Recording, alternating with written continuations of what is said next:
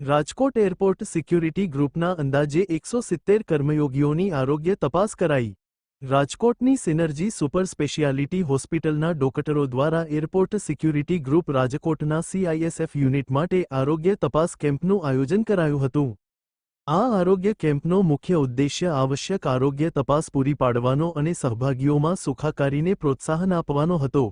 હોસ્પિટલના અનુભવી ડોક્ટર્સ અને અન્ય તબીબી સ્ટાફની ટીમે CISFના 170 જેટલા કર્મયોગીઓની ઊંચાઈ, વજન, random blood sugar level, blood pressure, BP, oxygen level, SPO2 અને ઇલેક્ટ્રોકાર્ડિયોગ્રામ ECG ના માપન સહિત સંપૂર્ણ તબીબી તપાસ હાથ ધરી હતી.